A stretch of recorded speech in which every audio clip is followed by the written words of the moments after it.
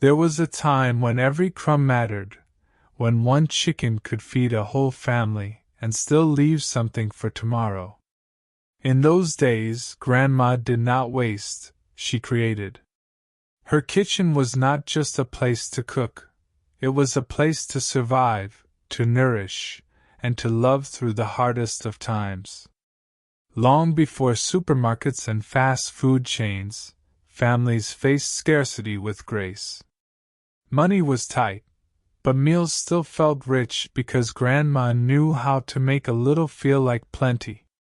With a few clever tricks, she could turn scraps into supper, and leftovers into comfort. Every dish told a story, of resourcefulness, of care, and of tradition passed from one generation to the next. Each spoonful carried lessons that modern kitchens have almost forgotten. Today, we are reopening that pantry of wisdom, 10 clever cooking tricks Grandma used to stretch every meal, each one proving that good food was never about abundance, but about heart. So stay with me until the end, because these old secrets may just change how you see your own kitchen forever. Subscribe, and step back into Grandma's kitchen. During the lean years of America's past, the secret to feeding a large family was not found in a butcher's shop, it was in the pantry. When meat was scarce or expensive, Grandma turned to beans, lentils, and pulses. To her, they were not poor substitutes but trusted companions that could transform a thin stew into a hearty supper. Each bag of beans held quiet promise. Once soaked and simmered, they grew soft, filling the air with warmth and comfort. Lentils thickened broths, absorbed flavor, and stretched small portions of meat far beyond what seemed possible. Pulses added texture and depth, giving every bite a sense of abundance even when the table had little. Families in the 1930s and 1940s learned to cherish these humble ingredients. Navy beans found their way into soups that lasted for days. Split peas simmered with bones created rich, smoky meals that felt luxurious. Chickpeas joined vegetables in rustic stews that required almost nothing but time and care. What made Grandma's cooking remarkable was her balance. She never let thrift taste like deprivation. Each bowl she served was seasoned with hope, patience, and pride. In her kitchen, beans were more than food, they were symbols of endurance, quiet proof that nourishment did not depend on wealth but on wisdom. Stay with me, because the next secret in Grandma's kitchen shows how simple vegetables became hidden treasures that kept every meal feeling full of life and love. Subscribe, and continue rediscovering the forgotten genius of America's home kitchens. The secret of hidden vegetables. In Grandma's kitchen, nothing went to waste, not even the smallest carrot or the softest onion at the bottom of the basket. She saw possibilities where others saw scraps. Her secret weapon for stretching meals was simple: finely chopped vegetables, hidden in plain sight. When times were hard, every bite had to count. Meat was precious, but flavor could still flourish. Grandma would take what she had, a few carrots, a stalk of celery, maybe a handful of greens, and turn them into something that filled both the pot and the stomach. She chopped them so finely that even the pickiest eater never noticed. Yet, those hidden pieces carried sweetness, color, and nourishment that made every dish feel complete. In the 1940s and 1950s, this quiet practice defined home cooking. Housewives added grated vegetables to meatloaf, sauces, and soups, creating the illusion of abundance. A single pound of beef could stretch into a feast once vegetables joined the mix. Every cut of her knife was a gesture of care. The rhythm of chopping echoed through small kitchens, a sound of determination wrapped in love. She knew that meals did not need to be heavy to be hearty, they simply needed heart. Each plate she served reminded her family that resourcefulness could be beautiful. What she saved in money, she spent in patience. Her hidden vegetables taught generations that true flavor lives in creativity, not excess. Stay with me, because the next trick reveals how Grandma used simple staples like rice, pasta, and potatoes to turn modest ingredients into unforgettable family feasts. In the heart of every humble kitchen, Grandma knew one truth: a meal could always stretch further with a little starch. When cupboards looked bare and meat ran thin, pasta, rice, and potatoes became her faithful allies. These simple staples filled the table, satisfied hungry hearts, and carried the flavors of every other ingredient they touched. In the Great Depression and the years that followed, these foods were lifelines. A handful of rice could turn a small pot of broth into a full supper. A few potatoes could thicken a stew and feed twice as many mouths. Pasta absorbed gravies and sauces, making a few ounces of meat taste like a feast. Each grain, noodle, and slice held warmth, comfort, and reassurance that no one would leave the table hungry. Grandma never saw these ingredients as fillers. To her, they were foundations. She mashed potatoes into dough, stirred rice into soups, and layered noodles into casseroles that stretched across days. The scent of simmering starch promised security, reminding families that resourcefulness was its own kind of abundance. These were not poor meals, they were masterpieces of practicality. Every bite carried gratitude, every plate carried hope. What began as survival soon became tradition, shaping the way families ate for generations.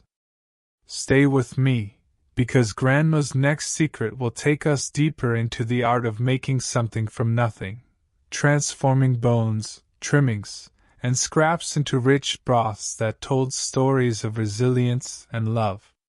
Subscribe, and continue walking through the kitchens of America's past, where simple food builds strong hearts and unforgettable memories. Turning scraps into gold. To Grandma, nothing in the kitchen was ever truly waste.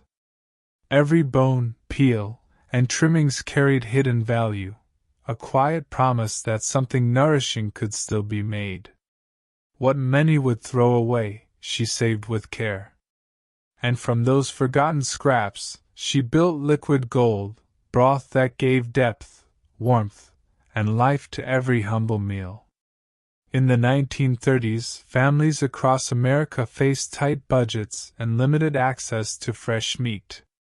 But Grandma knew that a single chicken carcass or a few beef bones could yield something far more powerful than their size suggested. She would gather onion skins, carrot ends, celery leaves, and toss them into a pot with bones and a pinch of salt. Hours later, the aroma filled the house, rich, earthy, comforting. That simmering pot was more than food, it was security. Broth became the foundation of soups, stews, and gravies that stretched across the week. It was poured over stale bread, used to reheat leftovers, and even served plain to soothe the sick. Every drop was earned through patience and purpose. The magic of her stock was not just flavor but philosophy, that nothing good should ever be wasted. It was a quiet act of defiance against hardship, proof that nourishment could be created from almost nothing. Through her hands waste became wisdom. She taught that true richness does not come from plenty, but from gratitude for what is already there. Stay with me, because in the next part, Grandma's leftovers come back to life, as soups, sandwiches, and suppers that prove yesterday's meal could always become tomorrow's comfort. giving leftovers new life. In Grandma's kitchen, yesterday's meal was never the end of the story. What remained after supper was not discarded but carefully stored, ready to be transformed into something entirely new. Leftovers were her hidden art form, quiet proof that creativity thrived even in times of scarcity. When food was too precious to waste, she found beauty in reinvention. A roasted chicken became tomorrow's soup, sandwich filling, or savory pie. Mashed potatoes found their way into pancakes or dough. Stale bread was reborn as pudding, stuffing, or golden crumbs for coating. Each transformation carried her signature, a touch of imagination and a respect for every bite. During the Great Depression and the wartime years that followed, this practice was a necessity. Yet Grandma never treated it as compromise. To her, it was tradition, the rhythm of care that stretched meals without stealing joy. Every dish felt familiar yet fresh, proof that love could be tasted even twice. Her family never saw leftovers as repeats. They saw them as reminders of her devotion. In her hands, yesterday became today's comfort. Every reheated pot carried a whisper of memory, a bridge between meals that spoke of gratitude rather than lack. Through this simple ritual, she taught a lasting truth: food holds stories, and none should be forgotten. Stay with me, because the next secret reveals how Grandma worked quiet miracles with the humblest of ingredients, turning oats, breadcrumbs, and soaked bread into the foundations of feasts that filled both heart and home. The humble stretchers of the kitchen. In Grandma's world, thrift was not a weakness, it was wisdom. She could turn a single pound of ground meat into a family supper simply by adding what she called her quiet helpers: oats, breadcrumbs, and pieces of soaked bread. These humble stretchers did more than save money, they built comfort, texture, and a sense of plenty. During the 1930s and 1940s, when ingredients were rationed and meat was scarce, these additions became the backbone of home cooking. Housewives across America stirred rolled oats into meatloaf, mixed breadcrumbs into patties, and softened bread and milk to hold everything together. The results were tender, flavorful, and satisfying. No one at the table ever felt shortchanged. Grandma never saw these as fillers. To her, they were partners, ingredients that gave shape to meals and helped flavors shine. The oats absorbed savory juices, breadcrumbs added crispness, and bread bound it all with warmth. Every bite carried her resourcefulness, the skill of someone who knew how to make more from less without ever sacrificing taste. Her kitchen was a classroom in quiet dignity. She taught that food was not only about fullness but about care. Each dish told her children that life could still feel abundant, even when times were lean. Those recipes live on as gentle reminders that simplicity and creativity often taste richer than luxury. Stay with me, because Grandma's next secret reveals how a splash of vinegar, a squeeze of citrus, and a handful of herbs transformed even the thinnest meal into something unforgettable. Subscribe, and keep the memory of her timeless kitchen alive, where nothing was wasted, and every meal carried the flavor of resilience. The art of flavor and balance. In Grandma's kitchen, flavor was never an accident, it was crafted with instinct and heart. When ingredients were few, she relied on the boldness of seasonings and the brightness of acids to bring every dish to life.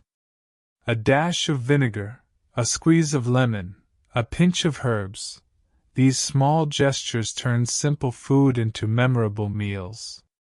During the years of rationing and hardship, spices were treasures. Paprika, mustard powder, and black pepper stretched the taste of soups and stews without adding cost. Vinegar revived tired vegetables and deepened the flavor of meats. Citrus cut through heaviness, while fresh herbs from the garden gave color and freshness that lifted every plate. Grandma understood that taste was not measured by wealth, but by wisdom. She knew that a spoonful of mustard could disguise a lack of meat, and a bit of vinegar could make even wilted greens sing. With only a few ingredients, she created harmony, layers of flavor that spoke of care, not circumstance. Each meal she prepared carried a quiet confidence. It reminded her family that joy could exist in the simplest forms. The scent of her cooking filled the house with reassurance, proof that even modest food could feel abundant when seasoned with love and patience. Her mastery of balance turned struggle into art. She did not cook to impress, she cooked to uplift. Every taste told her story, one of ingenuity, grace, and gratitude. Stay with me, because the next secret reveals how Grandma transformed one pot of food into many meals, an art that made her kitchen the very heart of home. Subscribe, and keep alive the wisdom that flavor has no price, only purpose. One base, many meals. In Grandma's time, a single pot could hold a week's worth of meals. She called it building from the base, a way of cooking that began with one simple foundation and evolved into something new each day. What started as a broth or sauce never stayed the same. It grew, changed, and stretched to meet the needs of a family that depended on her quiet creativity. A big pot of tomato sauce, for example, began as a Sunday supper with pasta. The next day, she thinned it with broth and turned it into soup. By midweek, the last of it became the base for a hearty casserole. Nothing ever felt repeated because each variation carried a new layer of flavor, shaped by what the pantry offered. During the 1940s and 1950s, this practice was a lifeline. Housewives made one strong foundation, a stew, a gravy, or a broth, and reinvented it until every drop was used. It saved time, fuel, and money while keeping meals warm and familiar. Grandma's method was not just about economy, it was about ingenuity. She cooked with foresight, knowing that tomorrow's comfort began in today's pot. Every simmer told her story of patience, planning, and purpose.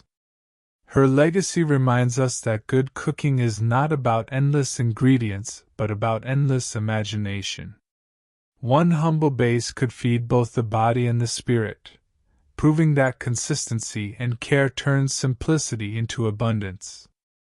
Stay with me, because the next secret reveals how Grandma elevated every dish with the quiet richness of eggs and dairy, transforming simple meals into something truly satisfying. Subscribe, and continue the journey through the kitchens of America's past, where every pot held a story worth remembering. Depression-era cornmeal mush. During the darkest days of the Great Depression, when money was scarce and every crumb mattered, one humble dish kept American families fed: cornmeal mush. It wasn't fancy. It wasn't sweet. But it was survival in a bowl. Picture this: a mother standing by a small stove, stirring a pot of bubbling cornmeal and water, trying to stretch a few cents into a meal for 6. The aroma wasn't rich or indulgent, but it was warm, and in those days, warmth was everything. Cornmeal mush was made from the simplest ingredients, just cornmeal, salt, and water. Once cooked thick, it could be eaten hot like porridge for breakfast, often with a drizzle of molasses or a splash of canned milk if you were lucky.